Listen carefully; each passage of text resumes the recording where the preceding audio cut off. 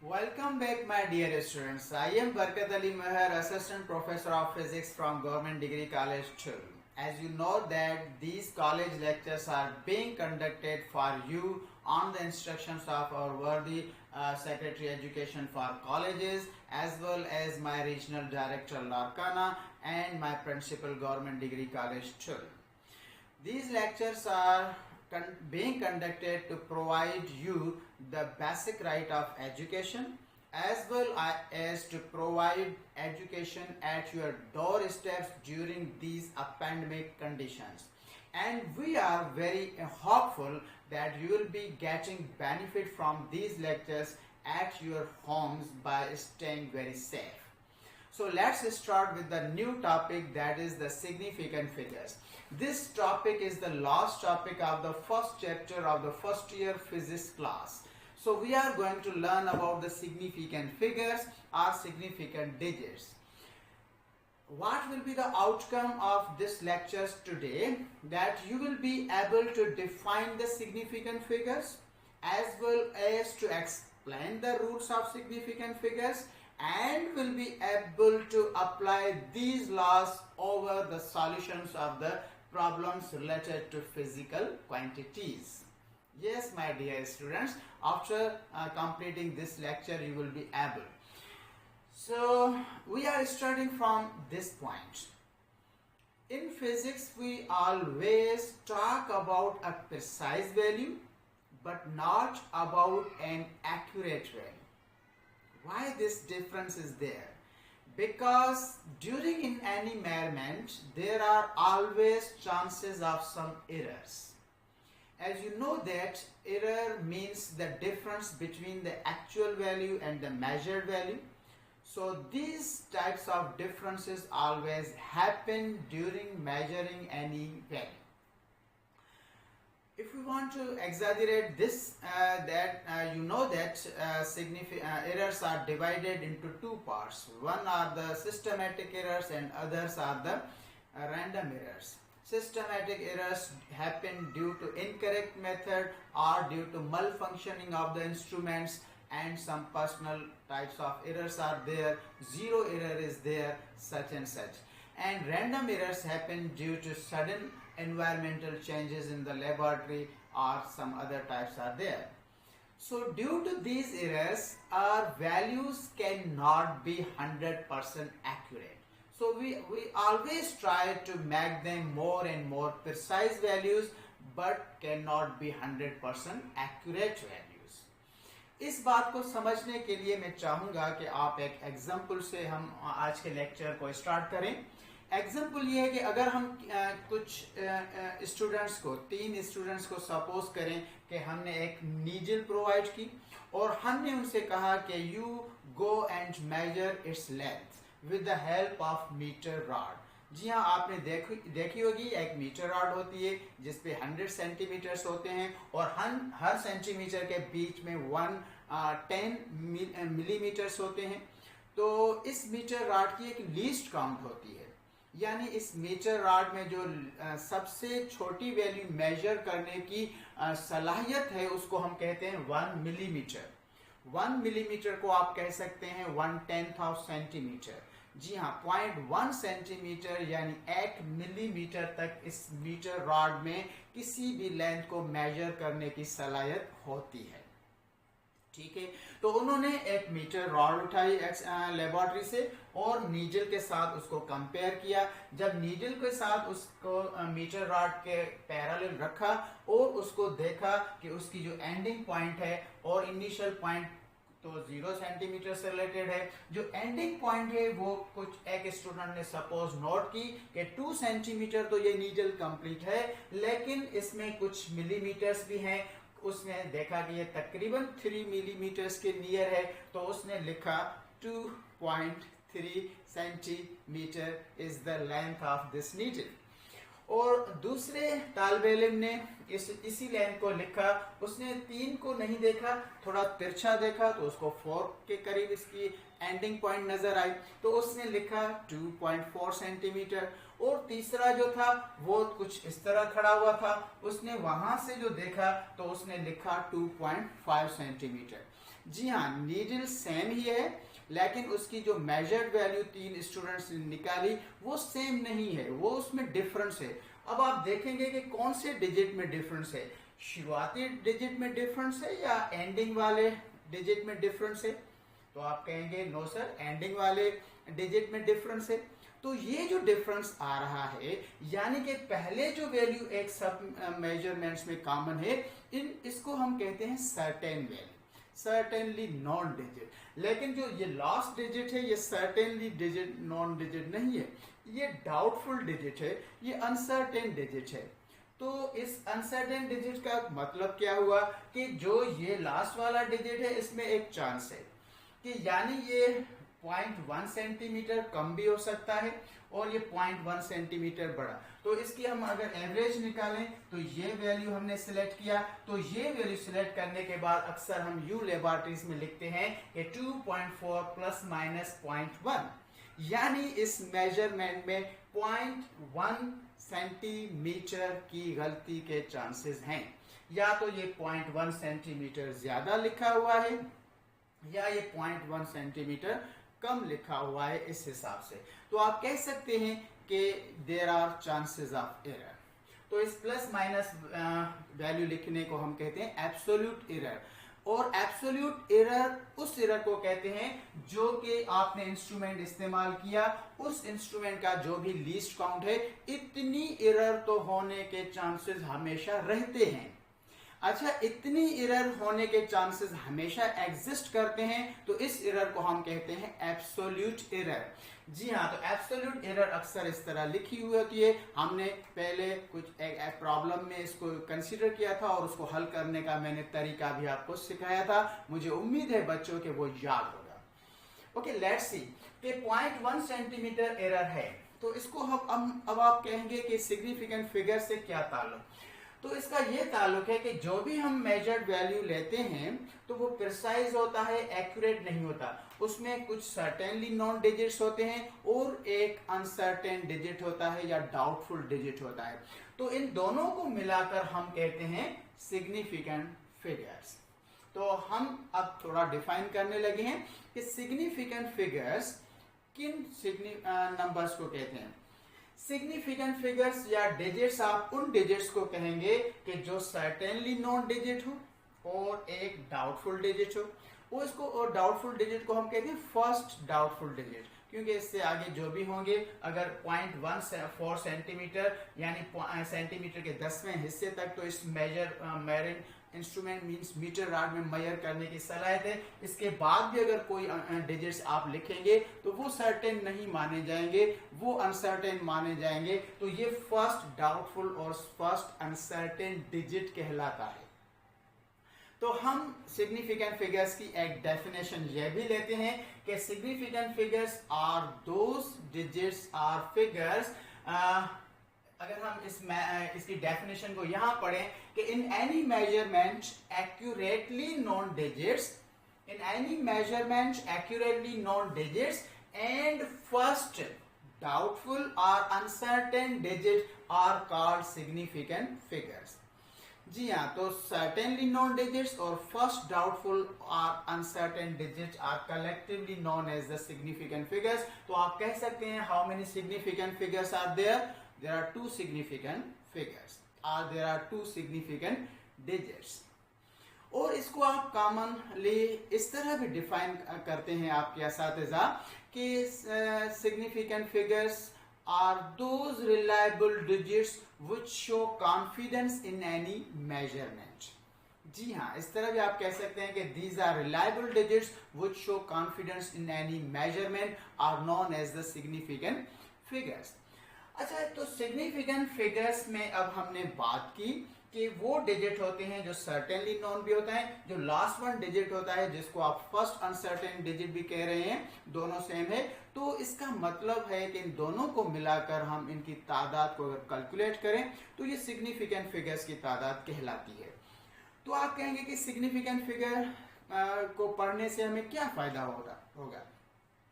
तो ये याद रखिए कि अगर हमने इसी नीडल को मेजर रॉड के साथ मेजर किया है तो आपने देखा कि इसमें 0.1 सेंटीमीटर तक मेजर करने की सलाहियत है, क्योंकि इसका लीस्ट काउंट 1 मिलीमीटर है, या आप इसका लीस्ट काउंट कह सकते हैं 0.1 सेंटीमीटर है। यस, तो अगर हम इसी नीडल को वर्नियर कैलिपर के साथ मेजर करें तो उसकी जो लीस्ट काउंट होती है वर्नियर कैलिपर की, तो वर्नियर कैलिपर की सलाहियत सेंटीमीटर के 1/7 हिस्से तक नापने तक होती है। तो वर्नियर कैलिपर का जो लीस्ट काउंट होता है वो 0.01 सेंटीमीटर कहलाता है, यानी कि 0.1 मिलीमीटर तक होता है, यानी कि सेंटीमीटर के 1/7 हिस्से तक उसको मेजर करने की सलाहियत होती है। अगर यही लेंथ आप वर्नियर कैलिपर से मेजर करके आएंगे तो आप इसको इस तरह लिखेंगे, क्योंकि वर्नियर कैलिपर में सेंटीमीटर के 1/7 हिस्से तक मेजर करने की सलाहियत है। चलो वहां 1/7 हिस्से में आपको कोई नंबर नहीं मिला, कोई डिजिट्स नहीं मिला, कोई फिगर नहीं मिला, तो 0 तो लिख सकते हैं। ये 0 लिखने का मतलब ये होता है कि ये मेजरमेंट्स नापतोल हमने जो की है वो with the help of vernier calliper की है, और वर्नियर कैलिपर की मदद से आप 1/7 हिस्से तक नाप सकते हैं। तो 1/7 हिस्से का भी जिक्र हुआ। तो अब देखिए, कोई जो पहले मेजर्ड वैल्यू था उसमें 2 सिग्निफिकेंट डिजिट्स थे, अब कितने हो गए? जी हाँ, अब 3 हो गए।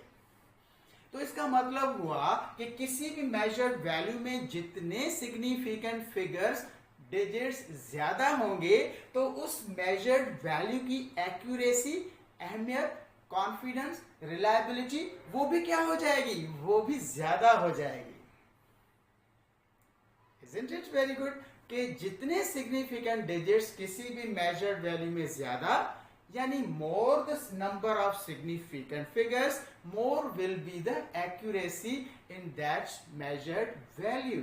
तो जितने सिग्निफिकेंट फिगर्स ज्यादा होते जाएंगे तो आप कह सकते हैं कि उस मेजर्ड वैल्यू की अहमियत बढ़ती जाएगी। Very important. यस, अगर कोई और नाप हो, सपोज किसी चीज की रेडियस निकाली हमने वायर की, लेकिन with the help of micrometer screw gauge. जी हाँ, माइक्रोमीटर स्क्रू गाज की जो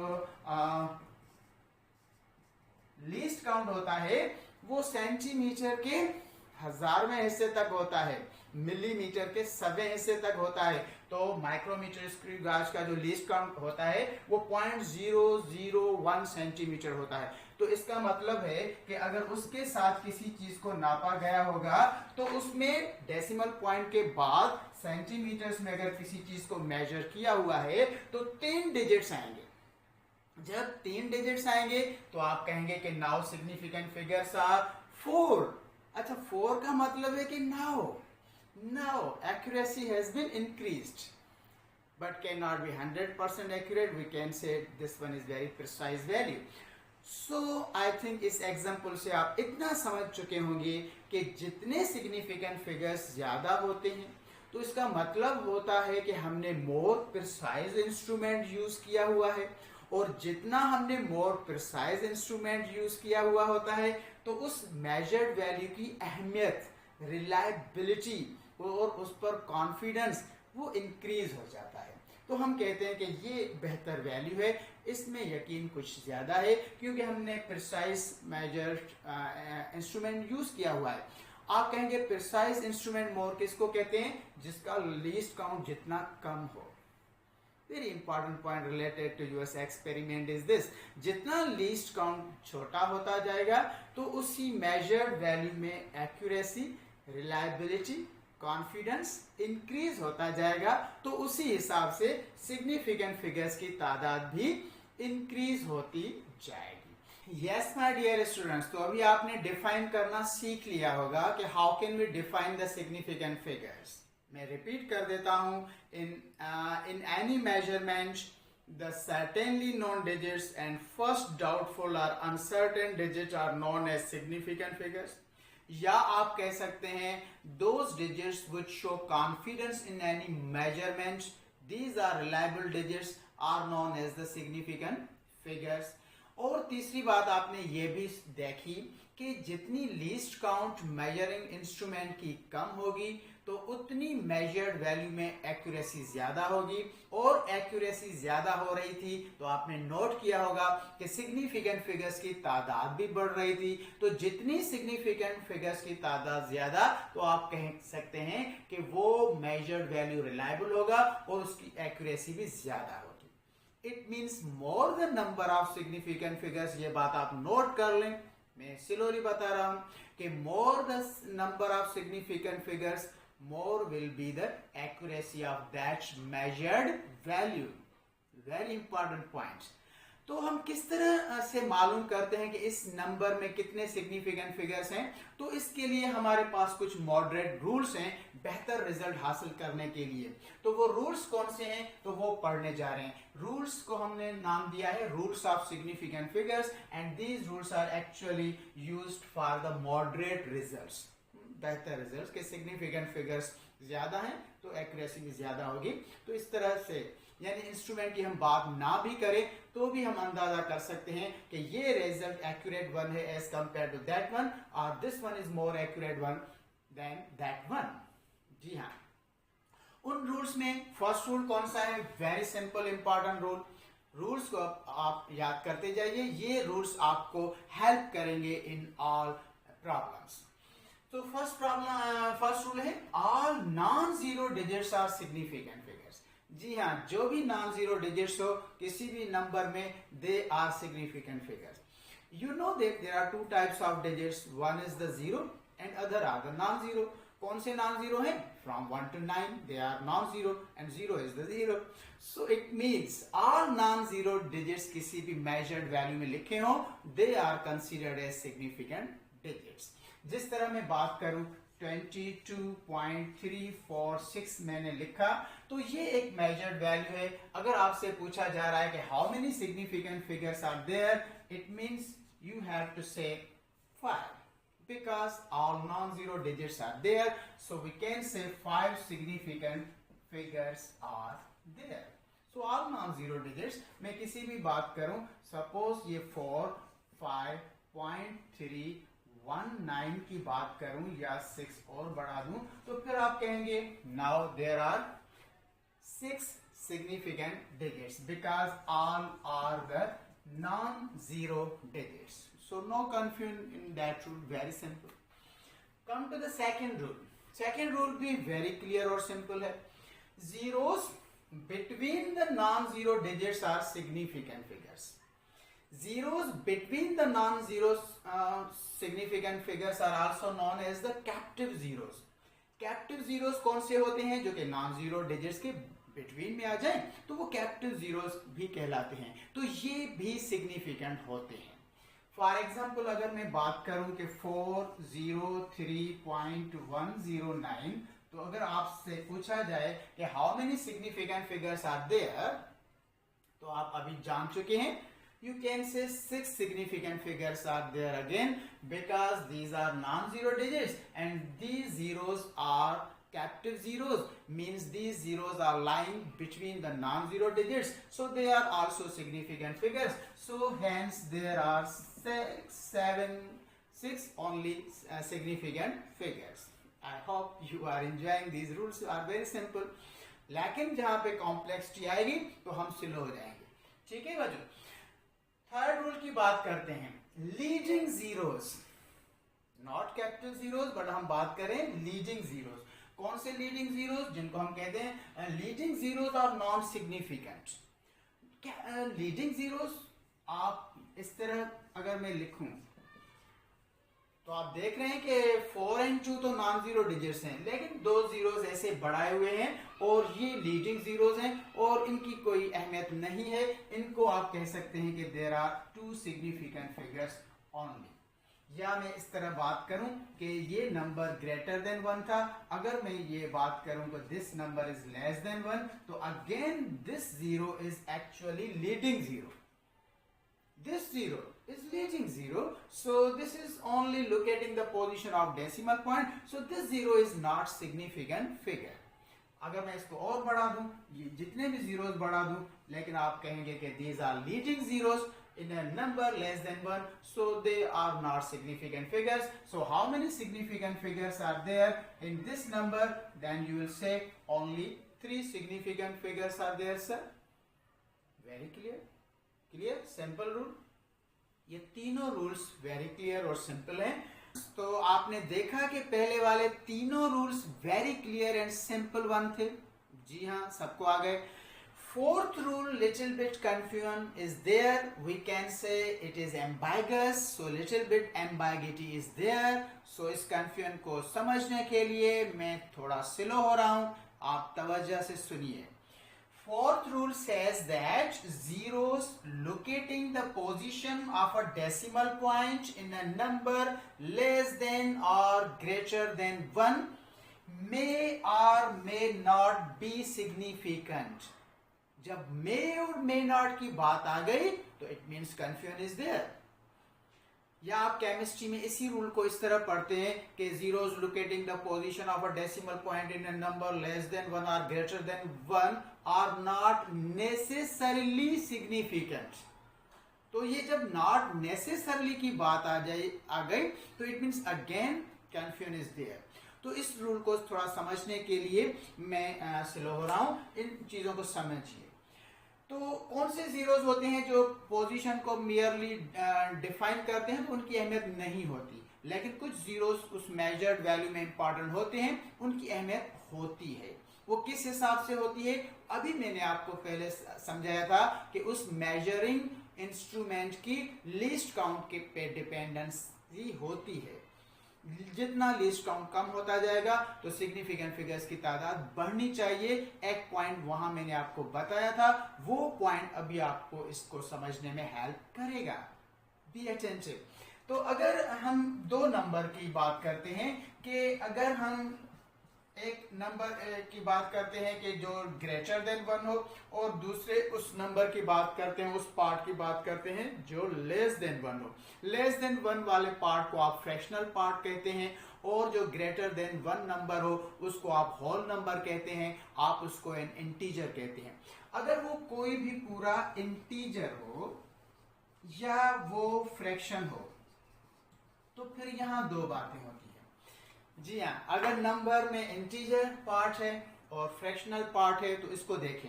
अगर इंटीजर्स को होल नंबर की बात हो रही है तो इसको समझिए कि आपकी किताब में एक मिसाल दी हुई है कि a force of weight of a truck is 2500 newton. So how many significant figures are there. अब इस जगह आपसे पूछा जाए तो little bit confusion is here, ambiguity is here. Yes, आप क्या आंसर देंगे कि 2500 न्यूटन में कितने सिग्निफिकेंट डिजिट्स हैं, फिगर्स हैं? जी हाँ, मैं यूजुअली समझ रहा हूं कि आप कहेंगे 2.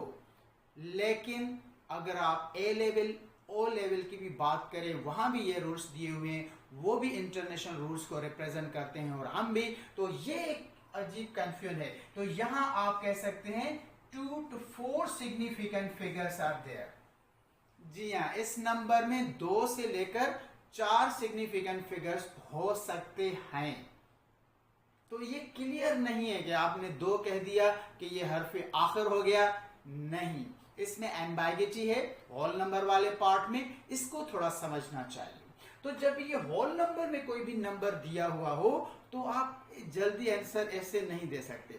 या तो आप देखेंगे कि उसमें दिया हुआ होगा कि उसकी मेजरिंग कैपेसिटी क्या है इंस्ट्रूमेंट की. अगर कि इसमें बात की गई हो कि जिस चीज से नापा गया है उसमें मेजरिंग कैपेसिटी है 100, ये है, इसको आप यूनिट कहते हैं, इसको 1/10 कहते हैं, इसको 100 कहते हैं, इस पार्ट को आप 1000 पार्ट कहते हैं, इसको आप मानते हैं.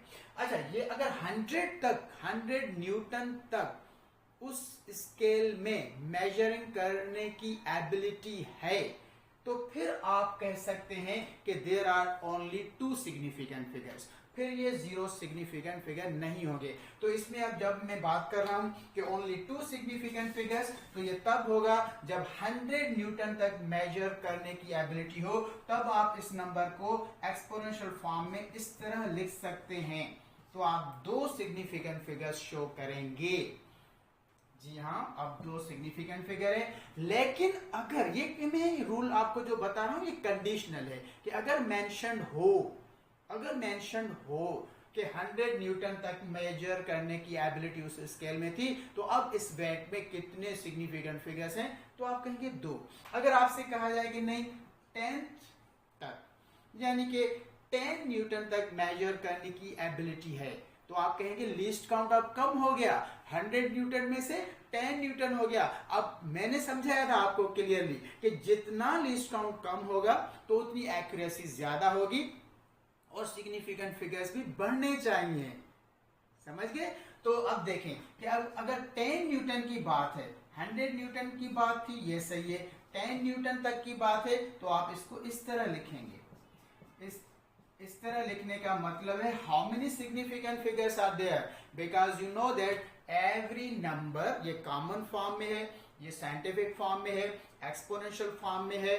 तो एक्सपोनेंशियल फॉर्म में जब भी कोई नंबर लिखते हैं तो इस मल्टीप्लिकेशन से पहले वाले पार्ट को आप कोएफिशिएंट कहते हैं। ये 10 तो बेस होता है, ये 3 एक पावर होती है। तो आपको यकीन होता है कि जो भी डिजिट्स कोएफिशिएंट वाले पार्ट में होते हैं वो सारे के सारे सिग्निफिकेंट फिगर होते हैं। तो यहाँ 2 थे, अब कितने हैं? 3 हो गए। तो सिग्निफिकेंट फिगर क्यों बढ़ गए? क्योंकि हमारा लीस्ट काउंट कम हो गया। लीस्ट काउंट कम होने से एक्यूरेसी क्या होती है? बढ़ती है। एक्यूरेसी बढ़ने से क्या होता है? नंबर ऑफ सिग्निफिकेंट फिगर्स ज्यादा लिखने चाहिए। ज्यादा हो गए तो एक्यूरेसी बढ़ गई। अगर कहा जाए कि उस मेजरिंग स्केल की कैपेसिटी 1 न्यूटन तक भी है, 1 न्यूटन तक है, तो आप कह सकते हैं कि अब चारों सिग्निफिकेंट फिगर्स हैं। तो आप इसको इस तरह लिखेंगे, यहां पॉइंट देकर ये लिख देंगे, ये इस तरह लिखेंगे। तो इसका मतलब है कि how many significant figures are there now? 4। तो यहां कंफ्यूजन थी कि 2500 न्यूटन में कितने सिग्निफिकेंट फिगर हैं। तो करेक्ट आंसर अगर ये ऑप्शंस में लिखा हो कि 2 to 4, तो ये बेहतर आंसर है एज कंपेयर टू 2 वाले से, क्योंकि कंफ्यूजन है। अगर वो हमें बताते कि मेजरिंग इंस्ट्रूमेंट की कैपेसिटी क्या है, लीस्ट काउंट क्या है, तो हम क्लियरली बता सकते थे कि 4 है। 10 तक बताते 3 है, 100 न्यूटन तक बताते हैं तो 2 है। अगर नहीं बताते तो फिर आप कहते हैं कि ओनली 2, या अगर 2 नहीं लिखा हुआ तो ये अगर लिखा हुआ है 2 to 4, that's very clear one, तो आप इसको कह सकते हैं। तो आप इसको 25 को इस तरह भी लिखते हैं। इस तरह अगर लिखने से कोएफिशिएंट में कितने डिजिट्स आ गए? 2 डिजिट्स आ गए, तो आप 2 कहते हैं। तो इसका मतलब हो गया कि 2 से 4 तक हो सकते हैं। 2 तो है ही है क्योंकि both are non zero digits. ये जीरो डिजिट्स सिग्निफिकेंट नहीं कहलाएंगे, लेकिन तब नहीं कहलाएंगे जब तक हमें किसी लिस्ट काउंट की बात नहीं बताई गई। लेकिन लिस्ट काउंट की बात बताने से इसमें 2 से लेकर 4 सिग्निफिकेंट फिगर होने के पॉसिबिलिटी है। पॉसिबिलिटी को मैंने यहाँ एक्सप्लेन किया कि जितना लिस्ट काउंट कम होता जाएगा तो एक्यूरेसी बढ़ेगी, सिग्निफिकेंट फिगर्स ज्यादा बढ़ेंगे। तो इसमें ये क्लियर आंसर अगर लिखा हुआ है तो 2 to 4 is very correct answer. अच्छा, ये तो था इंटीजर पार्ट में। अगर इसी तरह मैं दूसरी मिसाल दूं 7000, तो how many significant figures are there now? अभी आप समझ गए होंगे कि फिर आप कह सकते हैं 1 to 4 तक ये 1 सिग्निफिकेंट फिगर है और ये जीरोस अभी सिग्निफिकेंट नहीं भी हो सकते हैं, मे और मे नॉट भी की कंडीशन में है। तो आप कहेंगे कि 1 से लेकर 4 तक। अगर ये क्लियरली इस तरह लिखा हुआ हो, यानी कि एक्सपोनेंशियल फॉर्म में लिखा हुआ हो, साइंटिफिक नोटेशन में लिखा हुआ हो, तो फिर आप कहेंगे there is only 1 significant figure, क्योंकि एक्सपोनेंशियल लिखने के बाद फिर कोई कंफ्यूजन नहीं रहती। हाँ, अगर एक्सपोनेंशियल फॉर्म में नहीं लिखा हुआ, कॉमन नोटेशन में कोई नंबर दिया हुआ है, तो then ambiguity is there, little bit confusion is there. So आप 1 से 4 तक कह सकते हैं। तो अगर ये 1 से 4 तक ऑप्शन है तो दैट इज करेक्ट वन। तो अगर आप आई थिंक के समझ गए होंगे कि लीस्ट काउंट की बात हुई है, तो फिर आपको देखना पड़ेगा कि कितने सिग्निफिकेंट फिगर्स हैं। तो अब आप कहेंगे कि इसकी सेकंड पार्ट की क्या बात थी कि लेस देन 1 के, ये तो ग्रेटर देन 1 की बात हो गई। तो उसको हम कहते हैं कि फ्रैक्शनल पार्ट वो था इंटीजर, अगर किसी भी पार्ट का फ्रैक्शन यानी किसी भी नंबर में फ्रैक्शनल पॉइंट यानी डेसिमल पॉइंट के बाद वाले डिजिट्स भी दिए हुए हैं, सपोज के लिखा हुआ हो कि 2.500, तो अभी आपको कोई शक की गुंजाइश नहीं होनी चाहिए। जी हाँ, ये जो फ्रैक्शनल पार्ट है, फ्रैक्शनल पार्ट में ये जो भी ट्रेलिंग जीरोज हैं, इसको आप ट्रेलिंग जीरोज भी कहते हैं, इनको आप final zeros after the right side of decimal point भी कहते हैं। तो ये भी एक रूल्स आप अक्सर सुनते रहते हैं कि trailing zeros, final zeros at the right side of decimal point are also significant. जी हाँ, अगर डेसिमल पॉइंट के बाद वाला इट मींस फ्रैक्शनल पार्ट में जो भी जीरो आ जाते हैं तो वो सिग्निफिकेंट होते हैं। ये क्लियर रूल है, ये थोड़ा एम्बाइगस है, यानी एक ही रूल में दो पार्ट हो गए, एक इंटीजर से रिलेटेड है, दूसरा फ्रैक्शनल पार्ट से रिलेटेड है। तो फ्रैक्शनल पार्ट वाले जीरोस तो क्लियरली सिग्निफिकेंट होते हैं क्योंकि ये ट्रेलिंग जीरोस हैं, final zeros eight the right side of decimal point है। लेकिन ये जीरोस थोड़े कंफ्यूजन वाले हैं, तो इसको इस वजह से नॉट नेसेसरली और मे नॉट की बात होती है। तो आई थिंक मैं थोड़ा रुका, इसको ज्यादा एक्सप्लेन किया मैंने कि इस रूल को भी आप समझ जाएं तो इंशाल्लाह आपको कहीं तकलीफ नहीं होगी। तो आगे हम बात करेंगे। सिग्निफिकेंट फिगर्स पढ़ने के बाद हमें आना चाहिए what is rounding off data, कि ये राउंड ऑफ क्यों करते हैं इसको समझें। Yes, my dear students, तो आपने पढ़ा कि which are the famous rules of the significant figures, तीन very clear थे, fourth one little bit ambiguous था, तो उसको हमने समझा कि अगर होल नंबर है तो वो जीरो सिग्निफिकेंट नहीं भी हो सकते और हो भी सकते हैं। कब हो सकते हैं? जब हमें लीस्ट काउंट की बात हो स्केल की तब, वरना वो जीरो काउंट नहीं होते। अच्छा, फिर हमने पढ़ा कि अगर फ्रैक्शनल पार्ट है तो फाइनल जीरोस सिग्निफिकेंट होते हैं, वो हमेशा ट्रेलिंग जीरोस कहलाते हैं and they are always significant figures. तो इस रूल को क्लियर करने के बाद आगे बढ़ते हैं कि ये रूल्स कहां पर अप्लाई होते हैं। कहां पर अप्लाई होने के लिए फिर हमें समझना पड़ता है। Last one point of this chapter is rounding off data.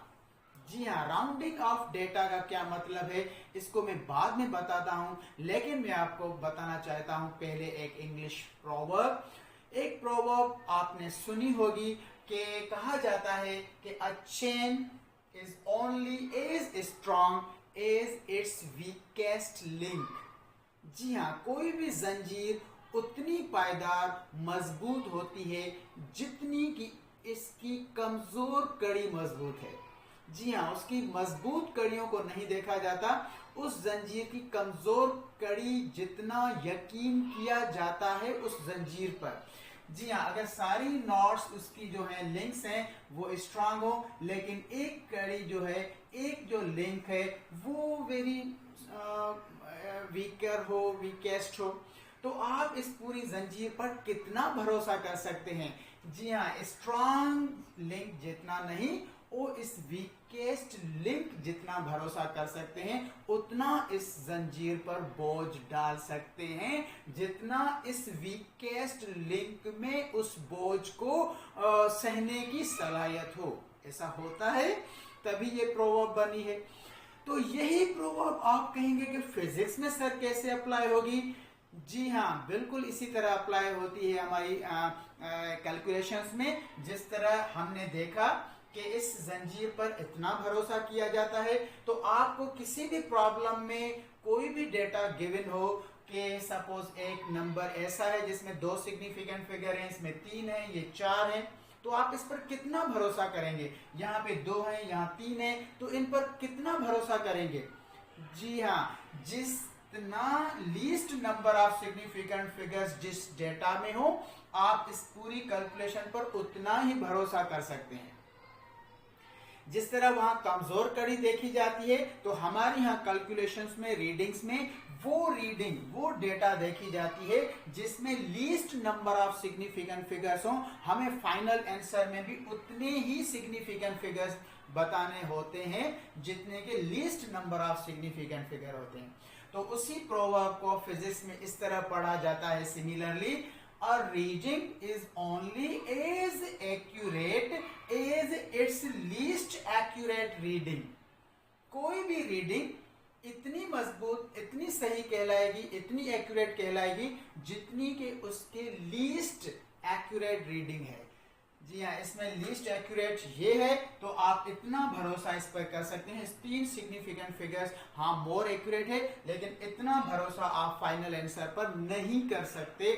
और इस प्रोवर्ब के हवाले से साइंस में भी ऐसा होता है, मेजरमेंट में ये बात है कि आप इस पर इतना भरोसा नहीं कर सकते। हाँ, इतना कर सकते हैं जितना least number of significant figures हैं। तो अभी इस प्रोवर्ब के बताने से क्या हुआ कि आपको पता चल गया कि जब भी हम प्रॉब्लम्स में कैलकुलेशन करते हैं तो वहां पे हमें नंबर्स को राउंड ऑफ भी करना पड़ता है। राउंड ऑफ करने का मतलब है उस नंबर को रिड्यूस करना पड़ता है। किसमें रिड्यूस करना पड़ता है? Into least number of significant figures, यानी कि उस कैलकुलेशन में जितनी भी लीस्ट नंबर ऑफ सिग्निफिकेंट वाली रीडिंग हो उतनी सिग्निफिकेंट फिगर्स हमें फाइनली बताने होते हैं, ज्यादा नहीं बताने होते। तो इसके लिए कौन सा प्रोसेस हम सरंजाम देते हैं? Rounding off data. तो राउंडिंग ऑफ डेटा क्या हुआ? To reduce a number into a required number of digits. जी हाँ, राउंड ऑफ की मतलब ही है टू रिड्यूस, कम करना। तो आप इसको इस मिसाल की मदद से समझिए कि राउंडिंग ऑफ की डेटा कब जरूरत पड़ती है और इसके कौन से रूल्स हैं। तो ये सिग्निफिकेंट फिगर्स के ही रूल्स कहलाते हैं। तो जब भी आप प्रॉब्लम करते हैं तो on the basis of rules of significant figures हल करते हैं। तो इनको जरा जरूर समझिए। यहाँ मैंने 2 एग्जांपल्स दिए हुए हैं। एक एग्जांपल में आप देख रहे हैं कि सब्ट्रैक्शन और एडिशन की बात हो रही है, दूसरी में मल्टीप्लिकेशन या डिवीजन की बात होती है। तो सब्ट्रैक्शन और एडिशन में एक अलग रूल है। उसमें यह देखा जाता है जब भी कितने भी नंबर आप ऐड या सब्ट्रैक्ट कर रहे हैं तो फाइनल आंसर में आपको कितने सिग्निफिकेंट फिगर्स बचाने होते हैं। तो ये एक रूल याद रख लीजिए कि डेसिमल पॉइंट के बाद जितने भी सिग्निफिकेंट फिगर्स हैं आपको फाइनल आंसर में उतने ही डेसिमल पॉइंट के बाद सिग्निफिकेंट फिगर्स बचाने या रखने होते हैं और बकाया डिजिट्स को आपने राउंड ऑफ करना होता है। जी हाँ, तो इसको जरा समझिए। 2.1 को अगर हम इससे ऐड करें तो आप समझ जाएंगे कि ये 1 और ये 2, 1 ये 3 हो गया, ये पॉइंट उसी जगह रहेगा, 3, 2 ये 5 हो गया। अब इसमें से ये चीज माइनस करनी है तो आप इस तरह माइनस करते हैं, इस तरह सब्ट्रैक्ट करते हैं। ये 10 हो गया, ये 4 ये माइनस हो जाएगा 6, ये 1 तो नहीं रहा, 0 हो गया, ये 10 हो गया। और अच्छा तो ये आप इसको 0 ही कह सकते हैं क्योंकि 1 यहाँ चला गया था। अच्छा ये 3 है, ये 2 है, तो आप कह सकते हैं कि ये सब्ट्रैक्ट हो गया, 1 हो गया। ये डेसिमल पॉइंट उसी जगह लिखते हैं, ये आप माइनस कर लीजिए, ये हो गया आपका 4। तो अब देखिए कि ये जो फाइनल आंसर इसका आया ये 4.106 है। Is this correct answer? तो आप कहेंगे नहीं, ये अभी तक करेक्ट नहीं है। कौन से रूल्स के मुताबिक करेक्ट नहीं है? तो आप कहेंगे according to the rules of significant figures ये करेक्ट नहीं है। क्यों करेक्ट नहीं है? क्योंकि इस डेटा में हमें least number of significant figures after decimal point 1 था, यहाँ 2 थे, यहाँ 3 थे, अब यहाँ पे 3 आ गए, तो ये गलत है। तो हमें इस प्रोवर्ब की मदद से आप कहेंगे उतना भरोसा करना चाहिए जितना least number of significant figures हो। तो यहाँ 1 है तो आपको भी 1 ही बचाना चाहिए। तो आप कहेंगे कि इस नंबर को जरूर हमने राउंड ऑफ करना है। तो राउंड ऑफ करने के मैं रूल्स आपको बाद में बता रहा हूं, लेकिन अभी थोड़ा आपको पता है कि अगर जिस नंबर को आप ड्रॉप करना चाहते हैं तो उसको देखेंगे। If the digit to be drop is greater than 5 है या लेस देन 5 है या 5 है, ये 3 चीजें देखते हैं। अगर ये लेस देन 5 है, जी हाँ 0 इज लेस देन 5 है, देन सिंपली ड्रॉप इट, इसको ड्रॉप कर दें और इसको लिख लें 4.1। तो ये अब करेक्ट आंसर है। अब आपकी कैलकुलेशन ज्यादा बेहतर हो गई, वहां गलत थी। तो इसी तरह अगर आप कहेंगे कि इस मल्टीप्लिकेशन या डिवीजन की बात हो तो मल्टीप्लिकेशन और डिवीजन में आपने देखना होता है कि total least number of significant figures को कितने हैं, उसमें आप डेसिमल सब्ट्रैक्शन और एडिशन में डेसिमल के बाद वाले सिग्निफिकेंट फिगर्स को जहन में रखते हैं, लेकिन जब भी मल्टीप्लिकेशन और डिवीजन की बात हो तो आप total least number of significant figures को याद रखेंगे। आंसर में उतने ही आपको रखने हैं। लेट्स सी, अगर 2 को इसके साथ मल्टीप्लाई करेंगे तो ये 8 हो जाएगा, 2 1 2 हो जाएगा, 2 3 6 आएगा, तो आप 6.28 कहेंगे। तो अब यहाँ पे 2 सिग्निफिकेंट फिगर्स हैं लीस्ट में, लीस्ट यहाँ पे 3 आ गए, तो ये गलत है, इसको फिर राउंड ऑफ करना पड़ेगा। तो राउंड ऑफ करने के लिए देखना पड़ेगा कि कौन से डिजिट को आपने ड्रॉप करना है। तो आप कहेंगे हमें 2 बचाने हैं, 2 को रखना है, तीसरा डिजिट जो 8 है इसको हमने राउंड ऑफ करना है। तो ये आप देखेंगे कि ये लेस देन 0 है, लेस देन 5 है, ग्रेटर देन 5 है या खुद 5 है। तो आप देख रहे हैं ग्रेटर देन 5 है। जब भी ग्रेटर देन 5 हो then you have to add 1 into the retained digit. जी हाँ, तो आप इसको लिख सकते हैं 6.3 इज द करेक्ट आंसर। तो पहला आपने राउंडिंग ऑफ डेटा की अब याद कर ली होगी कि डेफिनेशन क्या है। Round off means to reduce a number into required number of digits, यही डेफिनेशन है। फिर आप कहेंगे कि इस कहां पर अप्लाई होता है, तो फिर आप ये याद रखेंगे कि in addition and subtraction you have to see the least number of significant figures after decimal point. Multiplication और डिवीजन में आपने देखने होते total least number of significant figures present in a data. तो आपने आंसर में उतने ही बचाने। अच्छा, बचाने हैं तो फिर आप कहेंगे राउंड ऑफ कर रहे हैं। राउंड ऑफ कर रहे हैं तो कौन से रूल हैं? तो रूल्स की अब अगर बात हो रही है तो 2 रूल्स तो आप सीख चुके। तो अब मैं फाइनल रूल बताने जा रहा हूं। सर, पहला रूल हमने क्या सीखा भाई? आपने अभी सीखा कि if the digit to be dropped is less than 5 है तो देन सिंपली ड्रॉप इट, बकाया लिख ले। दूसरा रूल आपने ये देखा कि अगर वो जो भी डिजिट हो, digit to be dropped is greater than 5 हो, then you have to add 1 into the retain digit. Retained digit यहाँ पे 2 था, 3 हो गया, 4 होता तो 5 हो जाता, 6 होता तो 7 हो जाता। यानी कि लेस देन 5 हो तो सिंपली ड्रॉप कर देते हैं आप। अगर ग्रेटर देन 5 डिजिट आ जाता है ड्रॉप वाली जगह के, तो you have to add 1 in what? In retained digit. ये दूसरा रूल है।